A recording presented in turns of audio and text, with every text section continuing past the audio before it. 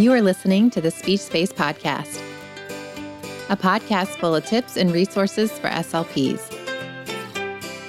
I'm your host, Jessica Cassidy, and this is episode 85.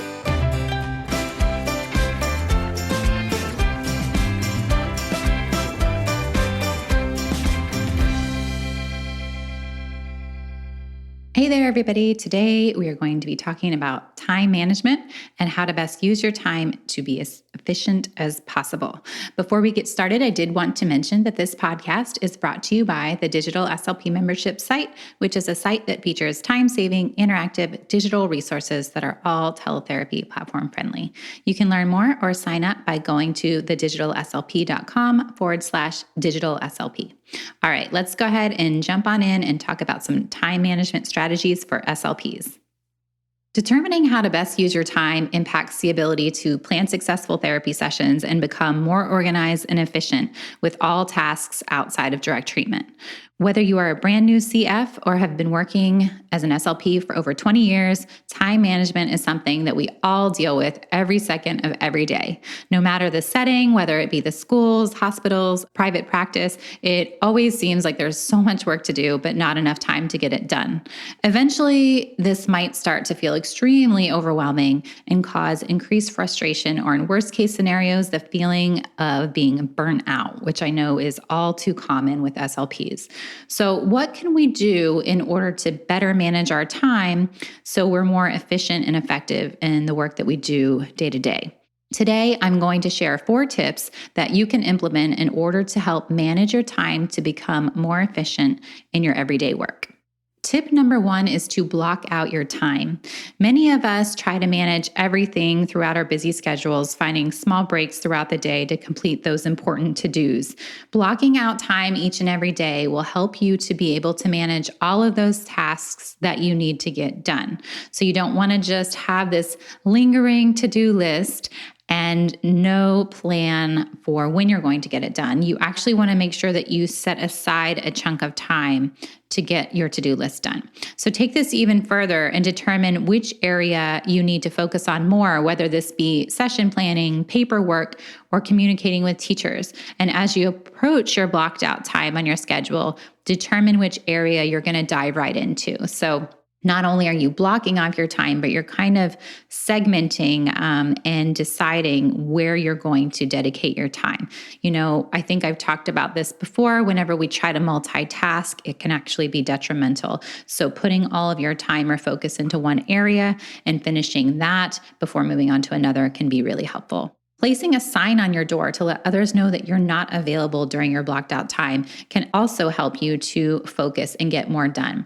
This will help you to carry out everything you need to get done during your time without others interrupting or risking that 30-minute long conversation with another staff member.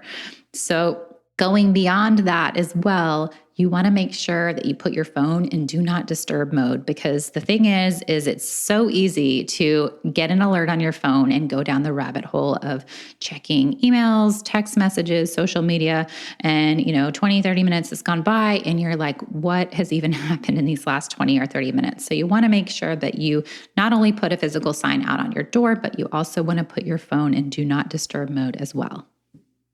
Tip number 2 that I'm going to share is to create a to-do bin.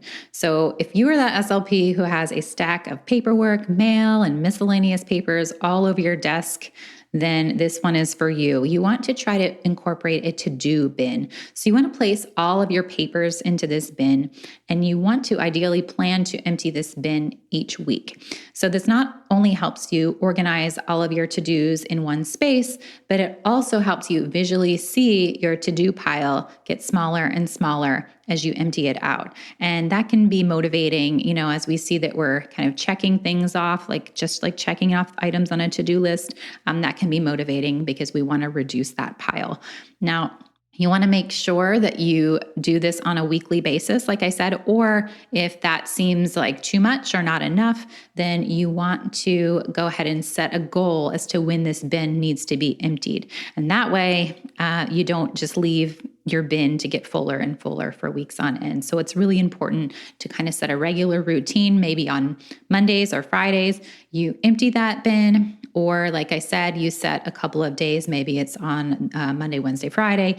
You just want to have some sort of regular rhythm where you're clearing out that bin and it's not just, piling up more and more paperwork where it gets stressful when you look at it. So definitely implement a to-do bin if that's not something that you've done. It can actually be really helpful to reduce the clutter that's kind of spread out all over your speech room and then have it all in one nice little bin where it's all compact. All right, moving on. Number 3, the to-do list. I touched on that a little bit in number 2. But we all have to-do lists, whether it be on paper or in a planner or even on our phones. You might even have multiple to-do lists in multiple places. It happens. I personally do that. Sometimes I have one running on my phone and then I have one on my kitchen counter as well on a piece of paper. But you want to take the time to organize your way of keeping a to-do list. So start by forming just one list and keeping it in the same spot each time. That way you don't fall victim to having different lists in different places and forgetting things on the list, or leaving a list behind that you needed. If you have it all on one list in one place, it reduces the risk of that happening. So you want to prioritize that list and you want to rank the items that are the most important or most urgent. Those can either go at the top or you can put little stars next to them. But most importantly, you want to mark off the items on the list as you complete them, because it's such a rewarding feeling and it actually can motivate you to get more accomplished. Whenever we're looking at a list and it's long and we haven't done anything on it, it can feel really overwhelming and cumbersome. And once we get started on that list, we start to feel more motivated and accomplished. So you want to make sure that you're checking off those items on your list. And if you're like me and you do an extra thing that's not on your list, you can add it to your list and check it off. That is not really a real tip, but that is a true confession of something that I do. And I would imagine that there are probably some of you listening who do the same thing as well.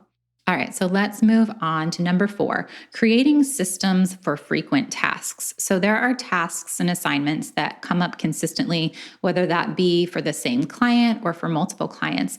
For an example, say emails that you send out to parents or teachers or writing IEPs. Another example might be sending home a slip explaining homework each week. So one great strategy that can help cut down on time spent on those things and make you feel more efficient is to create systems for those frequent tasks. So let's take sending emails to parents and teachers as our first example. This is something that you likely do for most of the students on your caseload.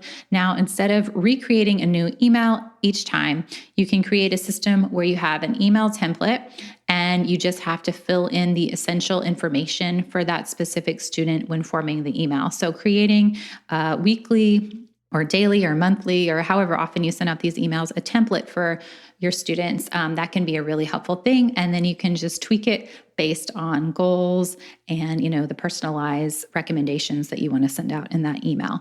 But having a template is a great place to start. Another example is IEP writing. There will be multiple IEPs to write throughout the school year, as I'm sure that you are all very aware. But instead of starting from scratch each time, create a system, create a template. You might create a checklist that you can use for each IEP that you write as well, reminding you of each step that you need to take in the process of writing the IEP, and then having the template for the IEP, which I'm hoping that most of you do, because writing an IEP from scratch is giving me nightmares just thinking of it right now. Once you've written, different IEPs for different tests that you administer or different, areas that you're assessing, you can kind of have different templates for those different areas and then repurpose them and modify them to make it applicable to the student that you're currently assessing or evaluating. So finding the best systems that work for you personally will help you stay more organized and on top of all the things that you need to get done. Once you can become a little bit more organized in your methods and systematic about how you run your day-to-day, and once you put some forward thought into that and kind of do some front-loading organization, then you are ready to dive into your session planning. So join me for our next episode on how to plan your sessions in a more timely and efficient way. That will be episode number 86. We will not be having the podcast the second Tuesday of December because we are going to be breaking for the holidays. However, we will be back in January. And like I said, we will be talking about session planning and how to be more efficient in your session planning. And that will be episode 86 in January. So I hope that you all have a wonderful, wonderful holiday season. As always, if you have any requests for podcasts, you can reach out to me at jessica@thedigitalslp.com. And if you would like to access the show notes from today, you can head on over to bit.ly, that's bit.ly/TSSEP85. Thanks so much for tuning in, and we'll talk again soon.